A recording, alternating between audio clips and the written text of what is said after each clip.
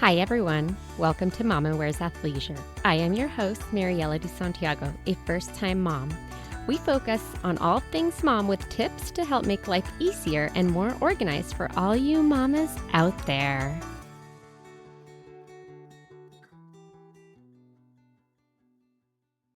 Hi, everyone. Today we are with Alex from PBJ. Hi, thank you for having me. Thank you for joining us today. So tell us a little bit about PBJ, Plant-Based Juniors. Plant-Based Juniors is something that myself and my partner, Whitney English, and I started really when we were both pregnant with our sons.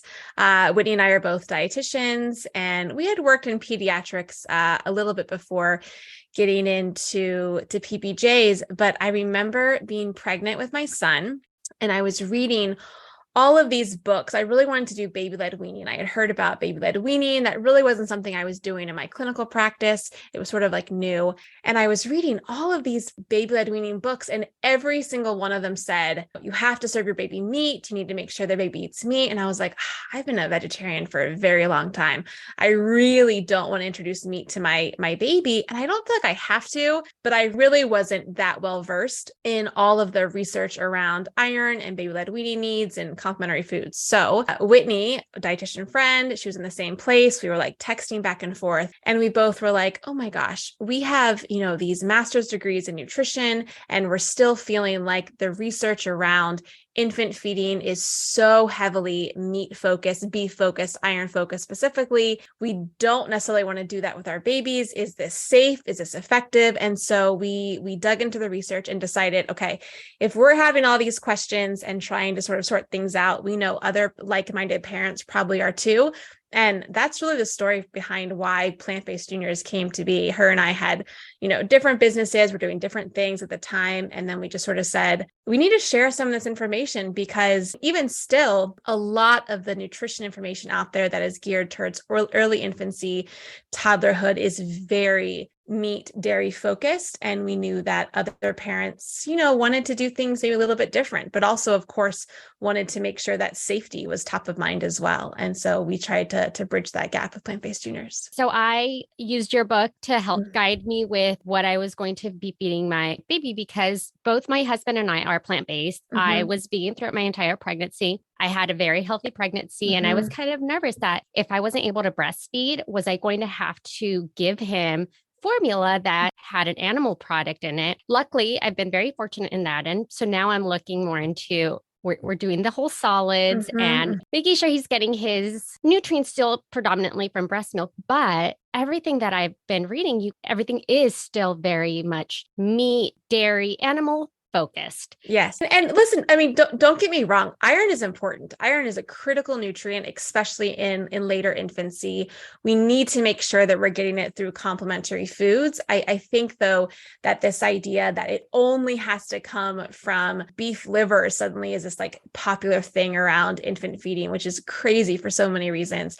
This idea that babies have to be like eating steak. I mean, first of all, that's really elitist. I mean, it's a very expensive food to assume that parents can feed their baby every single day. And also just environmentally, it's a mess, not to mention animal welfare concerns. So we don't want to dismiss the idea that iron is really important, but also to assure parents, regardless of sort of how they identify on their dietary pattern, you do not have to feed your baby meat, and you don't have to feed your baby meat every single day, even if you do decide to feed your baby meat occasionally. You can definitely get enough iron through plant foods and through fortified iron foods. Well, it's interesting that you say iron, because for me, my biggest concern was B12. As a vegan, we have to take a B12 vitamin. I had asked my pediatrician. I always do my research as best as I can, and then I come up with this massive list. I'm sure my pediatrician is like, oh my goodness, she has a book long.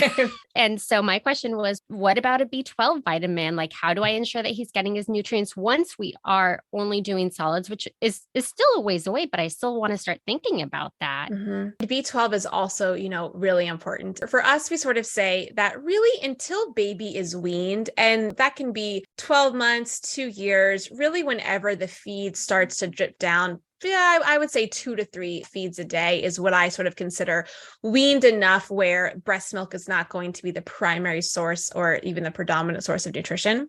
In that case, that's when you want to supplement baby on their own. But as long as mom is taking enough in pregnancy and through breastfeeding, then that's going to pass through to her fetus and also through the breast milk.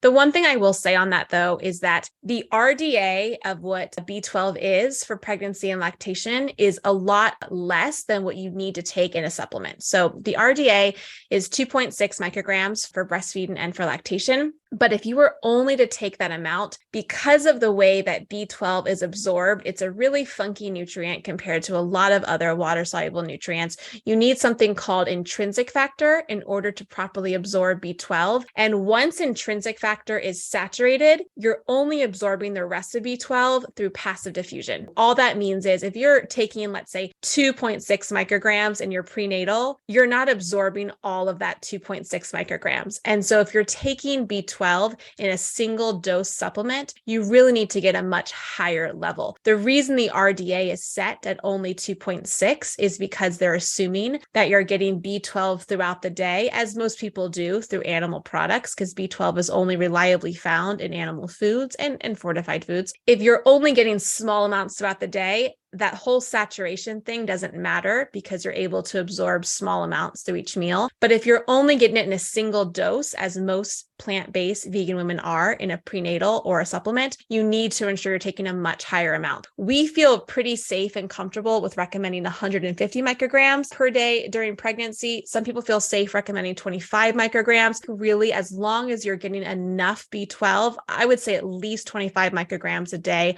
on top of your prenatal, you're going to have enough. And then once baby is weaned, you want to give them their own B12 as well. That can be done through fortified foods, but we do feel safer recommending a supplement because if anyone has ever fed a toddler, the way that they intake food, their preferences, the amount they eat, it changes day by day. And if we're only relying on a fortified source, then some days they might not get enough. B12 is so critical for neurological development. The safest option is to supplement and just to sort of be safer than sorry and ensure that you're getting enough B12. Yeah, those are all really good points. That's kind of how I definitely see it. We always take our vitamins. Yeah. I think sometimes people think like vitamin is this like, oh, well, if you have to supplement your diet, it must be deficient. And I think the reality is every diet is supplemented in one way or the other, whether we think about it or not. If we're going to look into public health programs and fortification, I mean, we have made huge strides in iodine deficiency reduction through iodized salt programs, incidence of spina bifida or neural tube defects through the folic acid supplementation program or fortification program that's been in place for about 25 years now. I mean, there are huge benefits to consuming fortified foods from sort of a general public point of view. And so to look at the diet and say, okay, this diet provides a lot of essential nutrients. It is missing B12. We don't have to pretend that isn't the case. It's just sort of a safe idea to supplement. And there's so many other benefits in eating plant-based or predominantly plant-based. I think this idea that you have to supplement to ensure the diet is healthy is just really a silly straw man argument. You did make a really good point about the fact with kids being picky eaters. I'm fortunate right now that my baby will eat whatever we have. I just tend to give it to him and he likes food. He went from not liking any food to now he tries to take it out of my hand. There's like this honeymoon period that usually every parent goes through, I would say until about 18 months. And it varies obviously from baby to baby where you're like, oh my gosh, look at this. I'm doing it right. My baby loves everything. And then about 2 years old, you're like, oh, okay. Yep. There's that selective eating. And, we just try to normalize it for parents to say picky eating is developmentally normal too. No matter what you do and how great of a child eater they are earlier, it's totally normal and totally okay if they enter a picky eating phase. That's good to know. I'm nervous for that. If and when any of our kids decide that they no longer want to eat any of these things, what are some vitamins to consider supplementing? The nutrient that I would say for all children, and that's especially if they're exclusively breastfed from infancy on, is vitamin D. Sunlight really isn't the best, most reliable source of vitamin D. And the reason is because, especially for babies, babies, we don't put them outside in direct sunlight typically. If your child is outside, they maybe have sunscreen on. There are all these sort of factors where we live, skin pigmentation, angle of the sun. There are so many factors that are needed in order to properly absorb vitamin D that in that case, the safest option is just to supplement with vitamin D. We would recommend just continuing that. Again, you could use fortified foods, a fortified non-dairy milk or other types of vitamin D fortified foods. But again, you really want to ensure you're getting enough. That's sort of the tricky thing about fortified foods. I don't recommend routinely supplementing iron unless there is a known need. Too much iron can also be harmful. So for parents,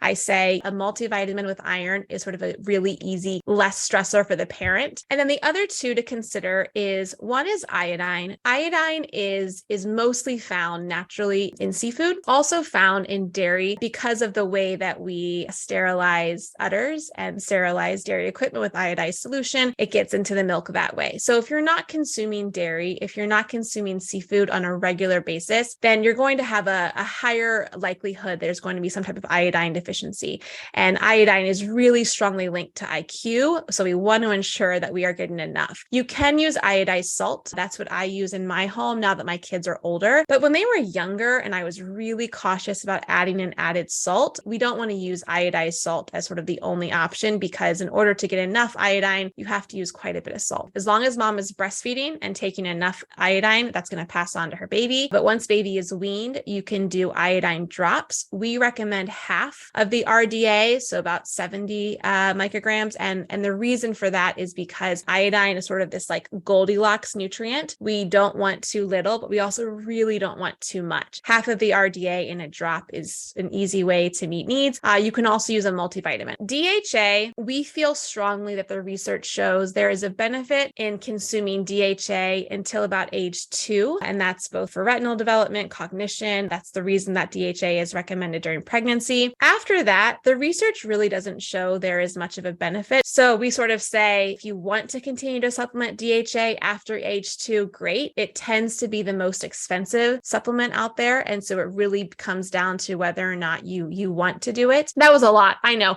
The Crib Notes version of this is make sure mom is taking enough B12 and iodine and DHA. Once baby is weaned, ensure there is iodine in the diet. You're probably already going to continue vitamin D and then make sure there's enough B12. If you want to take DHA, great. We do have free supplement guides on our website. They're really in depth. They kind of go through and say, if this is the diet that you're on, these are supplements we'd recommend. These are the supplements to consider. So it's really hopefully helpful to normalize all of that. Supplements are not something to be feared, and they're not something to say, oh, it's too complicated, I don't want to deal with it, because we have seen deficiencies when parents are not supplementing, and especially when it comes to the most vulnerable population, which is infants and kids. We want to ensure that we're getting the nutrition needs that they need. Well, I like that in your book, you also list foods that do provide some of those nutrients, which is so helpful for kind of creating that balanced plate once you start baby on solids. Yeah. They're not getting all of their nutrients from solids because they should predominantly be either breastfeeding or getting formula for the first couple of years. That's right.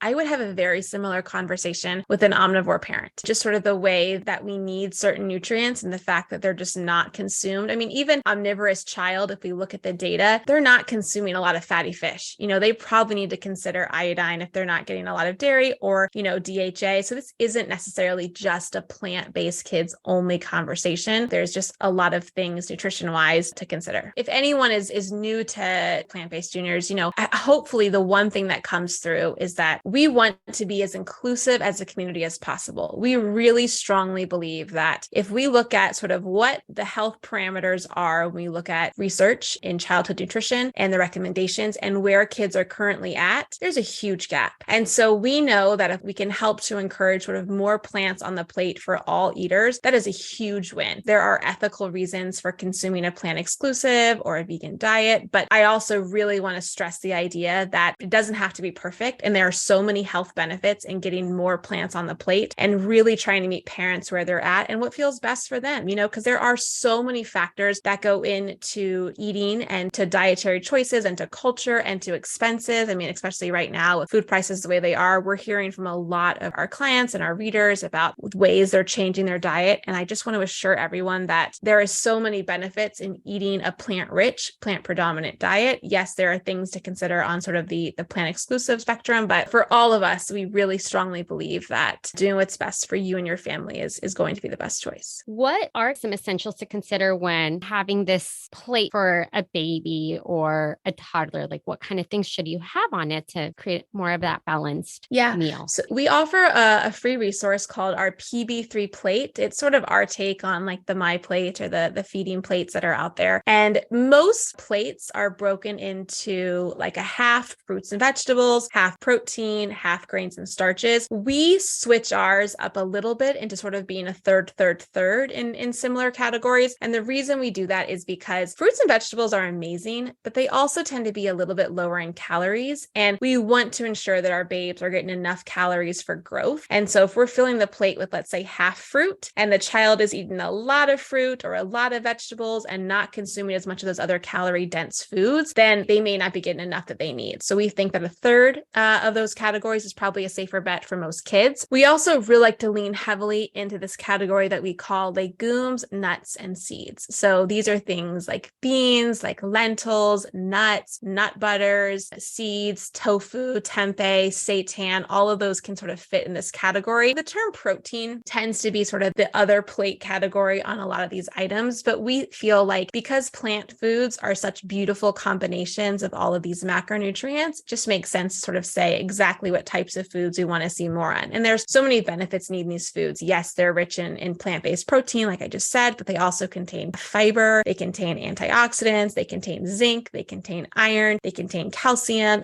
sort of these nutrients that are really important for growth and development. And then the last category that we like to see on the plate is grains and starches. We don't think there is any need to fear whole grains, starchy vegetables, starchy fruit. We're talking about antioxidants, we're talking about calories, we're talking about carbohydrate, and they're another good source of protein. I think a lot of people don't understand or don't know that whole grains can be really good sources of protein. A cup of pasta is 7-8 grams of protein, and that's just regular pasta. It doesn't have to be whole wheat pasta or legume-based pasta. Whole grains also provide a really great base for a lot of nutrients, and they also can be really good sources of iron and zinc. And you made a really good point about that protein. I feel like a lot of people tend to focus so much on like, you need protein if you say that you're plant-based, but there's kind of this misconception or lack of awareness that protein isn't everything. That's right. Pasta has tons of protein. Oatmeal has pasta. Bread has, I think that's why we try to sort of call the foods what they are. We talked to so many parents over the years who say things like, oh my gosh, my child doesn't like meat. How are they going to get their protein? And I think, as a society, we're so conditioned to associate protein with animal foods. But yes, like you said, the reality is protein is in all these kinds of foods. And really, protein is not a concern for developed nations. I'm not dismissing the idea that protein isn't important. It absolutely is. We need to ensure that our kids are getting enough of it. But for the average child who is eating a wide variety of foods, it's really not an issue. Even when we look at vegan children and we do survey studies on what they're eating, they're getting about 2 times the RDA. The average toddler needs about 13 to 15 grams of protein a day. And that's easily met in a cup of pasta and a cup of soy milk. That's the whole day. This idea that protein needs aren't being met, it's just not what we see when we look at the research. It isn't everything. I mean, we add hemp seeds or chia seeds just to kind of get that additional protein in everything. You can't even taste them. That's right. Yeah. And like smoothies are great. And we do a lot of hemp seeds, a lot of chia seeds, and like my kids' oatmeal bowls, they'll eat chia pudding. They love our PBJ balls. I mean, it's really easy to meet protein needs. So that's definitely not a nutrient I would say needs to be a concern. The one thing I will say though, is that what we tend to see when we work with our more like parents who are really into like a whole food plant-based diet is that they tend to be scared of fat. And we really want myth bust this idea that babies and kids need fat. So we do not want to fear fat. We want to ensure that our kids are getting enough fat in their diet. They need about 35 to 40% of calories from fat. And so if you're not considering where the fat is in the food, they can be deficient. There's no need to fear fat. Breast milk is a very rich source of fat. So is formula. We need it. It's designed this way for a reason. And so making sure that you're offering enough fat foods. Any tips, suggestions, or recommendations for anyone that's either considering starting plant-based with their babies or that is already planning to go that route? The one thing I like to point out a lot when I'm talking to people who are what I call like plant curious is this idea that you probably eat a lot of plant-based foods without ever calling it that. I think sometimes we get so caught up in these labels. You probably actually eat a lot lot of plant exclusive foods, well, especially your kids, because those are the foods kids tend to gravitate towards the most. Even in children who are omnivorous, meat doesn't tend to be a favorite food. It's hard to eat. It can taste metallic. This is a common complaint from parents all the time. Really lean into the idea that there are so many foods you already naturally love. Beans, pasta, PBJ sandwiches, tofu stir fry,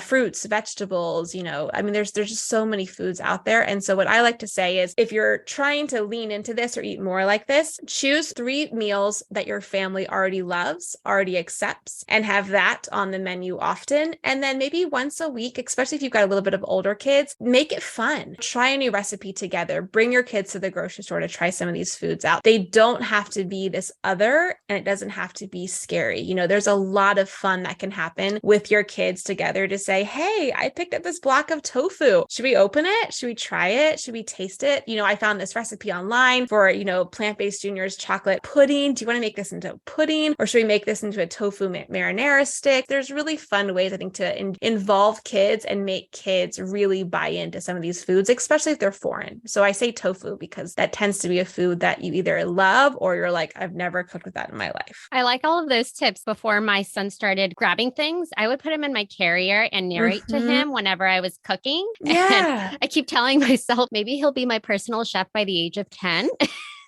Kids are curious, they like to know, they like to see. And I think that really leaning into that curiosity is helpful. So kids can be like, oh yeah, I know sweet potatoes. Mom cooks those all the time. What we're trying to do as much as possible is to normalize these foods. That's a huge sort of spin in reducing picky eating down the road, is just sort of to normalize them and let kids get involved. And so the more that we can start that at an early age, there's just a lot of benefits in eating and bringing the kids into the kitchen. One last question. I just wanted to get your thoughts on seasoning, because I think this is something that maybe parents tend to fear or not know. As long as it's not spicy, season that food. These are all considered new food. If your child is used to just, let's say, sweet potato strips as sort of like an easy first food, put some cinnamon on it, put some curry powder on it, as long as it's not spicy. You do not have to be afraid of flavor, of seasonings, of spice. And again, this is also a really great way to help to reduce picky eating. There's emerging research, and I don't want to say anything definitively because it's sort of a new area, but there's this concept of what's called the window of opportunity. And that's really between about 4 to 7, 9 months, where so far it seems to be the case is that babies are the most interested and the most open to trying new flavors. If you're nervous that you're only giving bland food or not giving food with flavor, you don't need to add salt. You don't need to add sugar. We still don't recommend that. But there's really this idea that if babies are introduced to new flavors during this window, they're likely to continue to accept them as they get older. And if they're introduced to only bland food, then it's going to be a lot harder of an ask to now have them accept all of these more robust spices and herbs and flavorings down the road. Our takeaways today are: get as many plants as possible. The more plants, the better. Don't be afraid to season. Iron is really more of the vitamin to make sure that you are getting, but otherwise, they should be getting all of that through their breast milk or their formula. That's right. And if you've got any questions on that, like I said before, we do have a free supplement guide to sort of make sure and answer any questions that you may have. Thank you so much for having me. This is great. Thank you. I appreciate it. Thank you for listening. Tune in next week for our next episode. You can find us on Instagram for more updates and tips. Be sure to subscribe wherever you listen to your podcasts and give us a review if you like us.